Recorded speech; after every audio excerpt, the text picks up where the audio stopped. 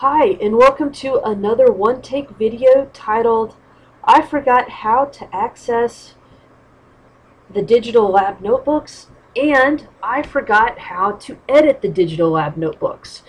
It's a two-in-one little one-take video here. So anyway, the first thing you need to do, let me actually get all the steps here ready to go. The first thing you need to do is go to Google, or at least that's the way I think it's easiest to access the Macon STEM website. You'll remember from the My Parish Connection video that you can go in from the student portal and get there too. I just think it's a little easier here. So you type in and search for Macon STEM.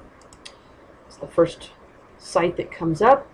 You're here at the Macon STEM site, but you'll remember that we need to go to the Digital Lab notebooks for the first LEGO League Robotics, or FLL Robotics. So we click on FLL Robotics, and here we are at the home for FLL Robotics. Now my screen, I have a nice wide screen here at school in the office, and so the link for the Digital Lab notebooks is right here visible to me. But if you're working perhaps at home, you have a smaller screen, or you're working on an iPad, or perhaps a phone, you might need to scroll down a little bit to find the link here to the lab notebooks. But you click on that, and it brings up this next page that you all have rights to edit, beginning here. This page you really won't ever need to edit. You'll need to go in only to your team's lab notebook.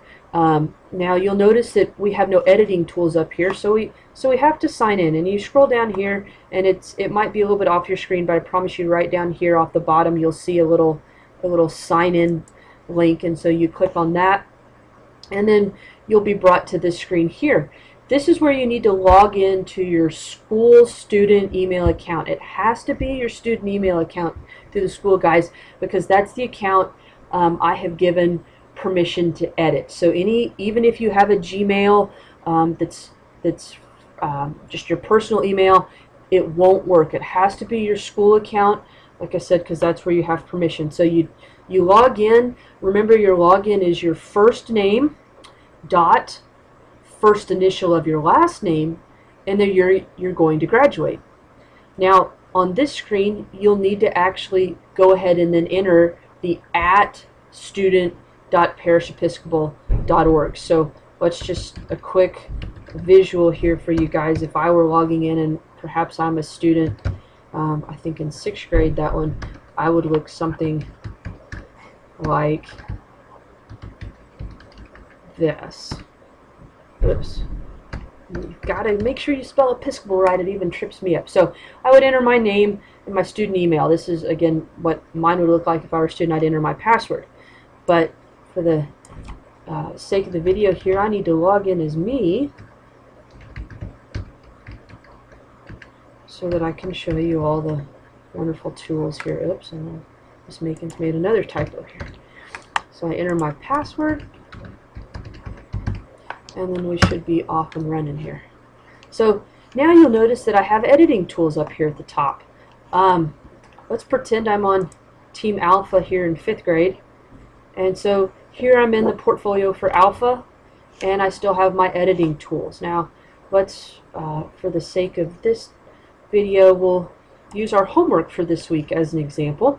So here I am. My assignment says to read the excerpt from the 7 Habits of Highly Effective Teens below.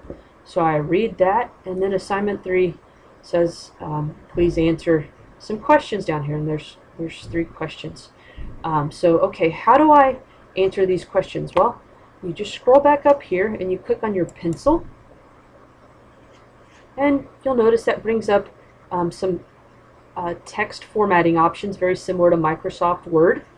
So you scroll down where you want to edit or do your inputs into the Digital Lab notebook, and you put your cursor where you're ready to start, and you follow the instructions. So I enter my initials, and then I would begin to answer the question. Please remember, we always answer in a complete sentence. So let's nudge that over, and my answer might start something to the effect of, I believe the keys to the author's success were the characteristics of, and then I would finish my sentence. Okay. You'll notice I made a couple of typos, and I chose to fix them as I go. I could have kept going and gone back and corrected them. Please, guys, do the best you can. Spell to the best of your ability. I don't expect it to be perfect, but do the best you can, and always use correct punctuation where you need it.